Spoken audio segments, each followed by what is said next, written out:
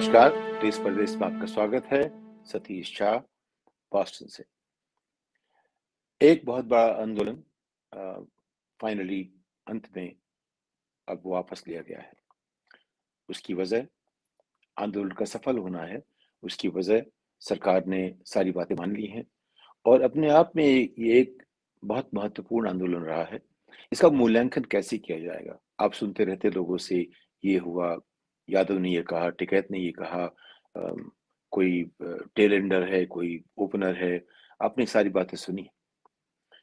आपने ये भी सुना कि किस तरह से किसान आए, किस तरह उनके ऊपर किस तरह सरकार ने उनको रोका और साल भर से कैसी कोशिश चल रही थी 26 नवंबर 2020 से 26 नवंबर 2021 तक। उसके बाद जो तमाम सवाल खड़े हुए, कोई कहते थे वापस चलो, कोई कहते थे वापस जाने की कोई ज़रूरत नहीं है। जो तनाव पैदा हुए पंजाब, हरियाणा, उत्तर प्रदेश में, पश्चिमी उत्तर प्रदेश में, और जो तमाम तरह के सवाल खड़े हुए पिछले साल भर में, उनको तमाम तरह के नाम नाम दिए गए, उनको बदनाम किया गया। लेकिन एक आंदोलन के तौर पे एक शांतिपूर्ण ढंग से 1 साल भर उसको चलाया गया और अंत में उनकी सारी बातें मानी गईं। जब मैंने कोशिश की देखने की कि पिछले 100 साल में ऐसे कैसे आंदोलन, कितने आंदोलन हुए हैं, और मैंने देखा कि अमेरिकन और यूरोपियन लोग क्या कहते हैं इसके बारे में, तो मुझे इसके ज़्यादा इस तरह की चीज़ें नहीं मिली। जो सबसे बड़ा जो सब अभी तक माना गया है दुनिया में इस तरह का सत्याग्रह, वो था नमक सत्याग्रह। गांधी जी ने किया था। अंग्रेज सरकार ने आदेश दिया कि कोई नमक बना नहीं सकता, तो गांधी जी ने कहा नमक बनाएंगे।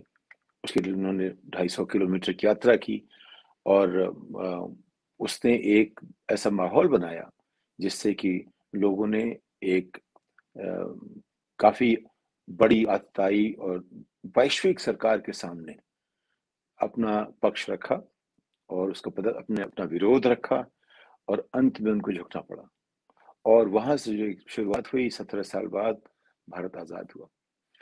इन सब के संदर्भ में किसान आंदोलन का क्या महत्व है, इसका कैसे मूल्यांकन किया जाए? मेरा मानना है कि कम से कम जिस तरह से उन्होंने आंदोलन चलाया है, उससे बहुत कुछ सीखा जाएगा। इस पे शोध होगा, इस पे कुछ पीएचडी वगैरह लिखी जाएंगी और उन सबसे हमें बहुत सारे सबक सीखने को मिलेंगे। इन सब में एक बहुत बड़ी बात ये है कि ये ऐसा कैसे हुआ, अकस्मात ऐसे हुआ कि जो लोग, तमाम तरह के लोग आ गए और उन्होंने गांधी जी के नाम पे एक ऐसा आंदोलन चलाया जिसमें शांतिपूर्ण ढंग से 1 साल तक चलता रहा। वो बड़ा होता चला गया। ऐसा कैसे हो गया? इसको समझना कोई छोटी बात नहीं है। हम जिन लोगों ने इसकी रिपोर्टिंग रोज की है, उनको एक अंदाज होगा। लेकिन उन सब तथ्यों को मोड़ के साथ में रख के एक कैनवस पे ये देखना कि ये क्या चीज बनी इसमें से, वो एक एक अपने आप में बड़ी बात होगी। मेरा मानना है कि इससे कुछ चीजें साफ हो गई हैं कि अगर लोग शांतिपूर्ण ढंग से जुड़े और सरकार की जो जो तमाम कोशिशें होती हैं किसी आंदोलन को हिंसक बनाने में या उसको पटरी से उतारने में, उन सब से बचते रहे चले, तो आप अपनी बातें सरकार से मनवा सकते हैं। और सरकार आखिर लोगों की होती है। एक जनतंत्र में सरकार लोगों की होती है और ये बात हमेशा सरकार को बतानी पड़ती है हमें। राजनीतिक जो है उनको पता रहता है कि हवा का रुख किस तरफ है। वो समझ जाते हैं कि हम कहाँ तक क्या कर सकते हैं। उनमें लोगों की समझ होती है, लोगों तक पहुंचने की समझ होती है। तो जब तक लोग उन्हें आतताई बनने देंगे, वो आतताई बनेंगे। जब तक लोग उन्हें बांटने देंगे, वो बांटेंगे। वो हवा का रुख देख के चलते हैं। मुझे गांधी जी की बात एक याद आती है। जब वो दांडी मार्च पे चल रहे थे, मुझे शायद ठीक से याद नहीं आ रहा अभी, लेकिन एक अंग्रेज पत्रकार ने उनसे बात करना शुरू किया तो वो पीछे हट गए, पीछे छूट गए। जो उनके अनुयायी थे वो आगे बढ़ गए। तो एकाएक गांधी जी ने रिपोर्टर से कहा कि वहां मेरे लोग जा रहे हैं, मैं उनका नेता हूं, मुझे उनके पास जाना है।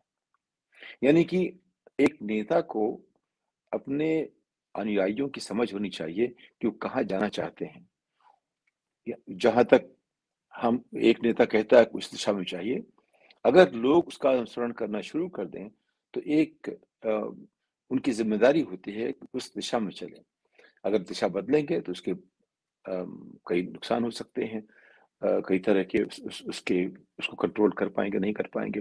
तो आंदोलन को चलाना कोई आसान काम नहीं होता। ये कोई संस्था नहीं है, ये कोई इसमें कोई ऐसे रूल नहीं बने हुए हैं मिलिट्री के या कॉर्पोरेशन के या जिस तरह से कि लोग काम करते रहें। उसमें एक ही चीज़ उसको जोड़ती है, वो लीडरशिप होती है। लीडरशिप इसमें कहाँ से आई? तरह-तरह के लीडर आए, पंजाब से आए, हरियाणा से आए, जो पढ़े-लिखे लोग योगी यादव की तरह लीडर बन गए। सोचने समझने वाले लोग जो चीज़ों को देखते हैं वो लीडर बन गए। टिकैत साहब आए, वो बन गए। अब लोग कहते हैं टिकैत को हटा दिया गया या उनको साइडलाइन कर दिया गया। ये सब जो है कैसे एकाएक स्पॉन्टेनियस लीडरशिप कैसे पैदा हुई और इस हद तक उन्होंने कैसे चलाया, इसका अध्ययन होता रहेगा। लेकिन बहुत बड़ी बात ये है कि ये साफ हो गया है कि अगर हम अहिंसक रहेंगे तो सरकार को झुकना पड़ेगा। दूसरा ये है कि अगर हम और दुनिया में तमाम आंदोलन देखें तो मुझे याद आती है रोज़ा पार्क जिसने शुरुआत की अमेरिका में, जॉर्जिया में शायद। वहाँ कार्य लोगों को बस में बैठने की इजाज़त नहीं थी। रोज़ा पार्क बस से बैठ गई, उन्होंने कहा हम तो यहाँ से हटेंगे नहीं अब। अब वो महिला थी, उन्होंने शुरुआत की उस आंदोलन की, जिस आंदोलन के साथ चल के आज अमेरिका में कम से कम कानूनी तौर पर कहीं भी रेसिज़्म कहीं नहीं दिखता है। गैर कानूनी तौर पे जब तक लोग हैं, जब तक लोगों के मन में ये भावनाएँ हैं तब तक बातें होती रहेंगी। अगर आपको याद हो तो जब बराक ओबामा हिलरी क्लिंटन से आगे जा रहे थे, तो किसी ने वो टेप पकड़ लिया जब बिल क्लिंटन लोगों से कह रहे थे कि ये आदमी कल तक हमें चाय पिलाता और अब देखो राष्ट्रपति बनने जा रहा है। उसके दोनों पक्ष थे हो सकते थे। एक तो ये कि अच्छी बात है और ये उसमें एक अफ़सोस की बात थी। अब जैसे उसको आप लीजिए, लोगों ने उसको दोनों तरह से देखा, उनके चाहने वालों ने उनकी तरह से देखा, उनके जो आलोचक थे उन्होंने उसको अलग तरह से देखा। लेकिन आप ये सोचिए कि अभी भी समाज में इतना होने के बाद भी अमेरिका में रेसिज़्म कानूनी तौर पे बिल्कुल नहीं है, लेकिन मानवीय समझ के तौर पे एकदम खत्म नहीं हुआ है। और वो दिखता है जो हिंसा होती है उनके खिलाफ ब्लैक लाइव्स मैटर आंदोलन की बात आती है। तो यानी कि जनतंत्र में आंदोलन हमेशा चलता रहता है। जहाँ भी कोई गलत काम हो, वो चाहे सरकार करे, चाहे लोग करें, जो भी करें, उसके खिलाफ खड़ा होना और लेकिन किस तरह से? अहिंसक ढंग से। तो यानी कि गांधी जी की जो प्रासंगिकता है, वो एक बार हमने फिर समझी, किसान आंदोलन को लेकर के। तो किसान आंदोलन जैसे जैसे रोज़ा पार्क वाली जो कहानी थी, वहाँ से शुरू हुई। अगर जॉन लुइस को देखिए, जो काफ़ी लंबे तक समय तक कांग्रेसमैन थे, अभी गुज़र गए। उनके ऊपर हमारे एक मित्र रमेश शर्मा ने एक अच्छी फ़िल्म बनाई और जो गांधी के ऊपर उन्होंने फ़िल्म बनाई, उसमें जॉन लुइस के काफ़ी कोटेशंस भी दिए। उसकी वजह ये है कि जॉन लुइस एक तरह से देखिए मार्टिन लूथर किंग के बाद सबसे बड़े जो अश्वेत नेता अमेरिका के माने जा सकते हैं कम से कम मेरी नज़र में। और उसकी वजह थी कि उनको भी पचासों बार उनको पुलिस ने पीटा, लेकिन वो हमेशा अड़े रहे, अहिंसक ढंग से चलते रहे। जिन लोगों ने बंदूक का इस्तेमाल किया, वो कभी जीत नहीं पाए। तो ये जो 20वीं सदी की कहानी जो चल रही है 21वीं सदी में, ये ये और जो गांधी की प्रासंगिकता और क्या कहते हैं सार्थक दिखती है आज के संदर्भ में कि हम उनके जो आंदोलन के जो टूल्स थे, उनके जो एक एक तरीका था, उससे हम सरकार के साथ ये बात जूझने की नहीं है, सरकार हमारी है। सरकार को लोग हाईजैक कर लेते हैं। जो पूंजीपति हैं, जिनके पास पैसे हैं, वो हाईजैक कर लेते हैं। उनको वो हाईजैक ना कर पाएँ और हमारी बात सरकार सुनती रहे, इसके लिए बहुत ज़रूरी है कि हम लोग हमेशा आंदोलन इस तरह करें कि शांतिपूर्ण हो, अपनी बात ठीक से कहें, लेकिन अपनी बात कहने के लिए सब लोगों से जुड़ना पड़ता है, उसकी लीडरशिप चाहिए। वो लीडरशिप कहाँ से पैदा होगी? किसान आंदोलन में ये कैसे हुआ, ये अपने आप में एक बहुत बड़ी बात है। तो अब अभी मैं उसके ऊपर एक टिप्पणी इसलिए नहीं कर सकता, मैंने उसका अध्ययन नहीं किया है। लेकिन जब ऊपर से देखते हैं, जब हम जैसे जो तमाम बिंदुओं को हम मिलाते हैं, तो उसमें जो बहुत बड़ी बात साफ आती आती है, इसमें कहीं न कहीं कोई मैच्योर लीडरशिप थी। ऐसे लोग थे जो किसी को भड़काने से भड़क नहीं रहे थे। ऐसे लोग थे जो हमेशा जिन लोगों में ज़्यादा आक्रोश था उनको शांत कर सकते थे। इस तरह के एक मैच्योरिटी थी उसकी एक लीडरशिप में। ये कैसे आई, कहाँ से आई, किसानों में ही कैसे आ गई, ये इसको समझना पड़ेगा। लेकिन इसकी प्रासंगिकता बहुत हम सबके सामने है और बहुत महत्वपूर्ण है। इसके आधार पे और तमाम जो हैं जैसे सीएए वाला आंदोलन था या उस तरह से कैसे उन सबको चलाया जाए, जहाँ भी सरकार कोई गलत काम करे, अगर संसद में बहस नहीं होगी, तो संसद सड़क पे बहस होगी। अगर कोई और ज़रिया नहीं रहेगा, प्रेस से बात नहीं होगी, तो फिर इस तरह से लोगों को आना पड़ेगा अपनी बात कहने के लिए। अगर मीडिया उनकी बात कवर नहीं करेगा, तो सामाजिक जो सोशल मीडिया उसका इस्तेमाल करना पड़ेगा। अगर जो पूरी व्यवस्था है इस तरह हो जाए कि उस पे हावी हो जाए, तो हमें ऐसे दोस्त बनाने पड़ेंगे, जो हमारी बात को हर जगह ले जा सकें। तो ये जो है, जनतंत्र की एक ज़रूरत है। जनतंत्र में कोई जनतंत्र उतना ही मजबूत होता है, जितना उसमें हिस्से हिस्से भाग लेने वाले लोग होते हैं। जैसे मान लीजिए एक छोटा-सा शहर अमेरिका में है, जिसमें कुल 500 लोग रहते हैं, लेकिन लोग आते हैं, आगे आते हैं तमाम इलेक्शंस में, छोटी-छोटी कमिटीज़ होती हैं, उनके लिए। एक शहर 10,000 लोगों का है, वहाँ भी एक ऐतिहासिक म्यूज़ियम बना हुआ है।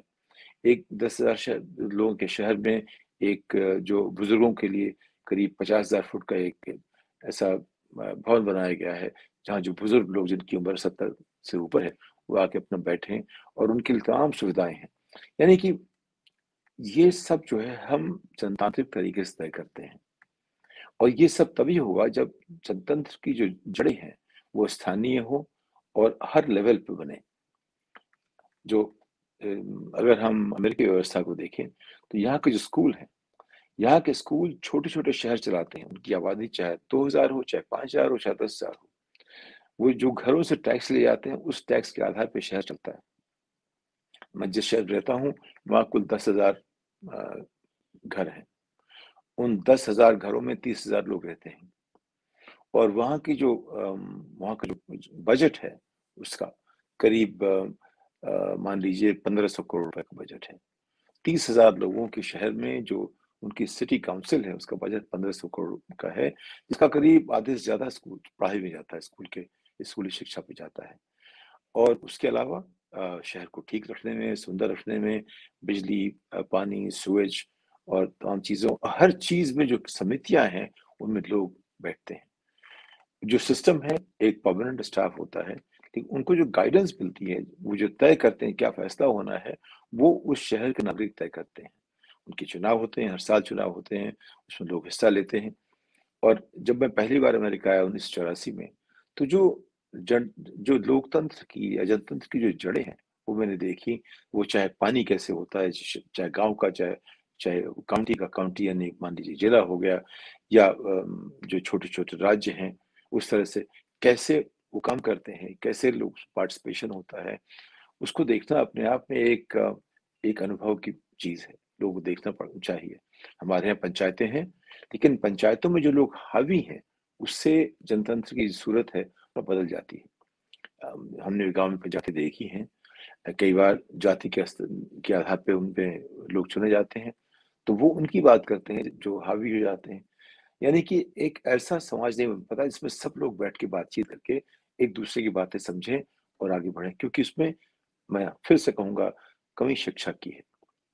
अगर हम समझदारी भले हो, लेकिन जब अगर शिक्षा हमारे पास नहीं होगी, हमारी समझदारी का अनुवाद नहीं हो पाता ठीक से, जिससे कि हम अगला कदम उठा सकें।